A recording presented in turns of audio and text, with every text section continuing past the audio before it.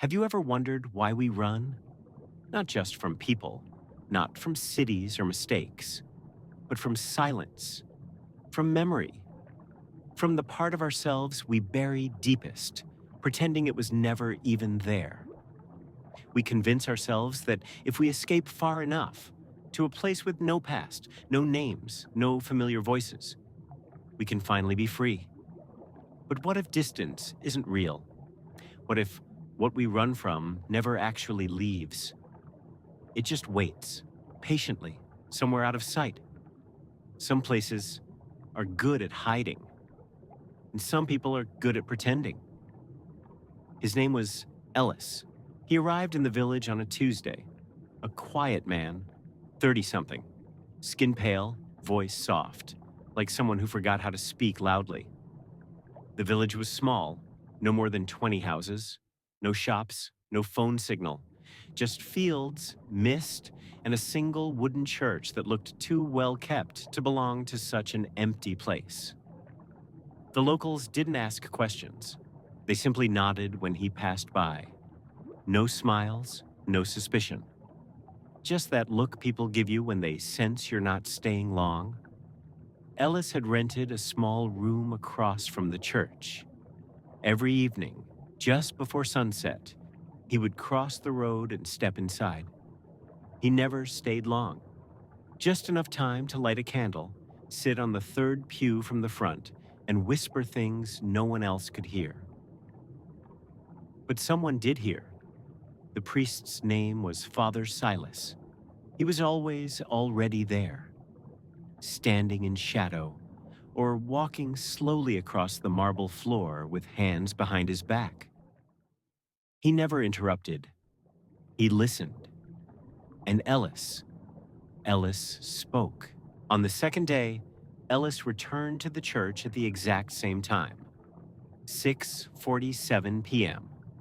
The sun had already dipped behind the trees, casting long shadows across the old stone steps. The wooden door creaked open, not in a cinematic way, but in the tired way that only old places know. Places that have been waiting too long. He walked in as before, sat in the same pew, and stared at the altar in silence. Father Silas was already inside. He never seemed to enter or leave. He simply was there, moving slowly, always with his hands folded behind his back, robes whispering against the floor. "Back again?" Silas asked gently, his voice like smoke. Soft, but leaving a trace behind. Ellis nodded. "Something about this place," he said. "It makes things quieter." Silas smiled without showing teeth. You'd be surprised how loud the soul can be once it thinks no one's listening. There was a pause. Then Ellis whispered, "Can I speak again?"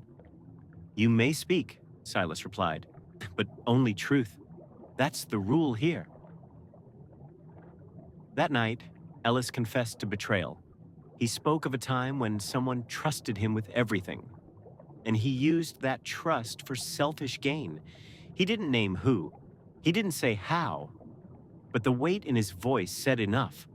Silas didn't judge. He only listened.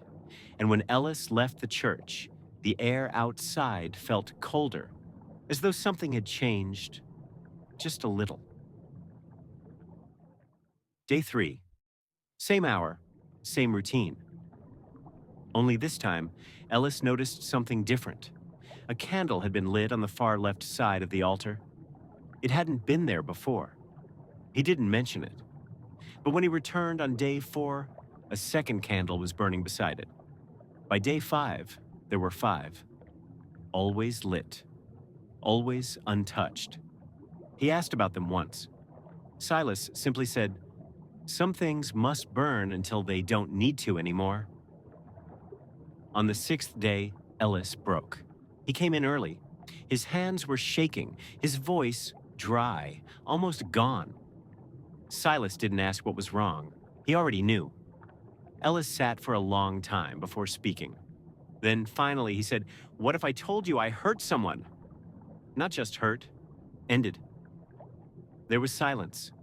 Silas stepped closer, his tone calm. Then I'd ask if you're ready to say who. But Ellis shook his head. I'm not. And Silas, still expressionless, replied, Then the candle must stay lit.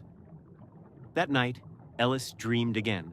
The same hallway, the same door, the same voice. He trusted you. You buried it. You can lie to the world, but not in this place. He woke up before the sun. The seventh day had begun, and something in the air was wrong. On the seventh day, Ellis didn't go to the church. Not at 6:47. Not at all. He took the narrow gravel road out of the village and headed toward the next town, if you could even call it that. A few houses, a closed-down gas station, a convenience store with flickering lights, and thankfully, a working landline. He stepped inside the store and asked the man behind the counter if he could make a call. The man nodded without a word, as if he'd seen this kind of silence before. Ellis dialed a number from memory. It rang twice. Hello? A voice answered, tired, familiar, distant. It was Daniel, someone from Ellis's past, someone who once meant a lot, maybe still did. They spoke briefly, small talk, the kind of words people use when avoiding the real ones. And then Ellis, without even thinking, said it. I've been staying in this village. There's a church. I've been speaking with a priest, Father Silas. He's helping me. He listens. A pause, too long to be normal. Then Daniel's voice came back, quieter. Ellis, are you sure? Sure about what? About his name? Yes. Silas. Why? Another pause, this one colder. Ellis, Father Silas died a long time ago. I remember it, the fire, the news. That church burned down years ago. It's just a ruin now. No one served there since. The room around Ellis fell silent. Even the hum of the refrigerator seemed to vanish. He thanked Daniel and hung up. His hands were shaking again, same as day 6. Only now, there was no voice to calm him. Only silence pressing in from every side. Back in the village, the church stood as it always did. Still, waiting, watching. Ellis walked past it. He didn't go in. Not yet. That night, he couldn't sleep. He sat on the edge of the bed, watching the moonlight crawl across the floor, his mind spinning. How could a man who was dead stand before him 6 nights in a row? How could a place that had burned down feel more alive than anything else around? And why? Did he feel like he was the one being watched, not the one doing the watching? He waited for morning, but it never really came. Just more fog and more questions. Ellis returned to the church just before dusk. This time it felt different, not sacred, not comforting. It was like stepping into a place that had been waiting, not for prayer, but for confession of another kind. The candles were gone, all 7, snuffed out, no smoke, no wax, just empty brass holders, cold to the touch. The pews were dusty, dustier than before, as if no one had walked through here in years. And yet, his footprints weren't the only ones on the floor. He moved toward the altar, his hands trembling. His eyes landed on the same red rug that had been there since day 1. But something was off. It was crooked now, folded slightly at the corner. He pulled it back. Wooden floorboards. One of them, slightly ajar. A trapdoor. He hesitated, not out of fear. He'd already passed that. It was something else, like a memory about to surface. He opened it. A ladder descended into darkness. He didn't bring a light, didn't need to. Some things want to be seen, even in the dark. The basement smelled of stone and damp wood. The air was still. Too still.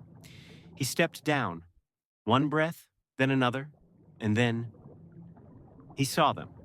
3 coffins, plain, wooden, untouched by time. Each had a name carved into the lid. The first, Noah. Underneath it, etched carefully, he loved without needing to hide. The second, Silas. He listened even after death. And then the third. Ellis stepped closer. The name hit him like a whisper-turned-scream. Ellis, below it, he lied to the world, but not to this place. Silence, then a soft creak, the sound of the trap door closing above, but no one was there to close it. Ellis didn't scream, he didn't cry, he just stood there, between the coffins, between the names, his past, his guilt, his silence, all carved in wood, as if the world had been listening all along. For a moment he sat down, right there on the cold stone floor, hands resting on his knees, eyes on nothing. And he remembered, not the moment of anger, not the push or the silence that followed, but the moment before it all. Noah's voice, software brave. "I'm tired of being your secret." Ellis had told him to stop. He had begged, pushed, and then he had buried the truth with him. He looked again at Noah's coffin. He loved without needing to hide. There was no judgment in those words, only memory. Behind him, the silence began to shift, not noise, but presence, the feeling you get when someone is standing behind you, even if you can't see them. He turned slowly. Father Silas was there, or maybe he never really left. Silas spoke one last time. "Now you've told the truth, but truth doesn't free us. It reveals whether we deserve to stay." Then, darkness, not loud, not violent, just final. The next morning, the villagers saw the church door standing open. They went inside. Empty, dusty, as if no one had been there for years. The rug was still crooked, but the trap door was gone. Ellis was never seen again. But some nights, when the wind moves just right, the bell in the old tower rings. Once, at 6:47 p.m. End.